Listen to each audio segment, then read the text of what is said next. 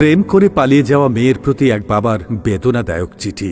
মারে, শুরুটা কিভাবে করব বুঝে উঠতে পারছিলাম না। যেদিন তুই তোর মায়ের অস্তিত্ব ছেড়ে ভূমিষ্ঠ হয়েছিলি সেদিন থেকে তোকে মা বলে ডাকতে শুরু করলাম। তোকে মা ডাকতে গিয়ে আমার নিজের মা হারানোর ব্যথাটাই ভুলে গিয়েছিলাম। তোর মাও তোকে মা ছাড়া অন্য নামে কখনো ডাকেনি। বিদ্যালয়ের প্রথম দিন শিক্ষক তোর নাম জিজ্ঞাসা করেছিলেন। তোকে মা বলে ডাকতে ডাকতে তোর নামটাও ভুলে গিয়েছিলাম। আমি তোর নাম বলতে না পারায় সবাই আমাকে নিয়ে ছিল, তাই চিঠির উপরে তোর নামের জায়গায় মা লিখেছি। হঠাৎ করে তুই এভাবে চলে যাবি আমি তা বুঝতেই পারিনি। ছেলেটা যেদিন বাইরে ব্যাগ হাতে তোর জন্য অপেক্ষা করছিল যে কখন তুই দরজা খুলে বাইরে বের হয়ে আসবি, আমি তখন ভেতরে বসে রবের কাছে প্রার্থনা করছিলাম আর ভাবছিলাম যে আর কতটা ভালোবাসতে পারলে তুই আমাকে ছেড়ে চলে যাবি না। অপরদিকে তুই ঘরে বসে ভাবছিলি আজ যেতে না পারলে ছেলেটার কাছে ছোট হয়ে যাবে, আর আমি ভাবছিলাম তুই চলে গেলে সমস্ত পিতৃজাতির কাছে কি করে মুখ দেখাবো।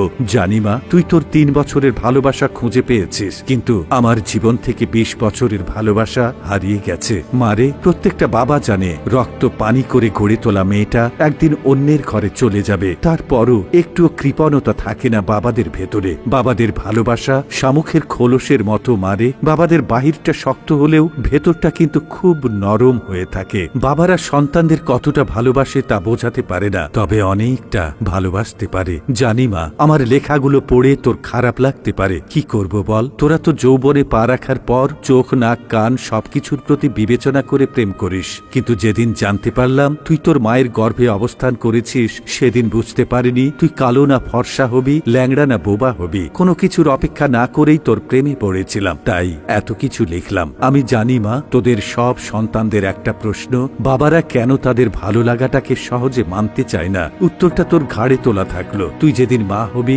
সেদিন নিজে নিজের উত্তরটা পেয়ে যাবি। তোরা যখন একটা ছেলের হাত ধরে পালিয়ে যাস তখন ওই ছেলে ছাড়া জীবনে কারো প্রয়োজন অনুভব করিস না, কিন্তু একটা বাবা বোঝে তার জীবনে নিজের মেয়েটার কতটা প্রয়োজন। যেদিন তোর নানুর কাছ থেকে তোর মাকে গ্রহণ করেছিলাম সেদিন প্রতিজ্ঞা করেছিলাম যে যদি মেয়ে হয় তাহলে মেয়েটাকে তার স্বামীর হাতে নিজের হাতে তুলে দিয়ে তবেই দায়িত্ব থেকে নিজেকে হালকা করব।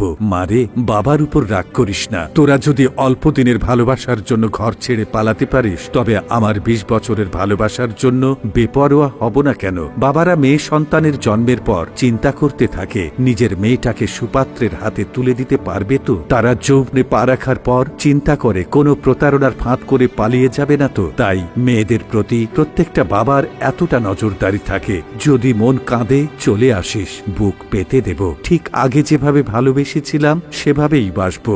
অপেক্ষায় থাকলাম মা। হয়তো তোর মায়ের মতো তোকে পেটে ধরিনি, তবে পিঠে ধরার যন্ত্রণাটা সহ্য করতে পারছি না। খুব কষ্ট হচ্ছে রে মা, খুব কষ্ট হচ্ছে। ইতি তোর জন্মদাতা পিতা।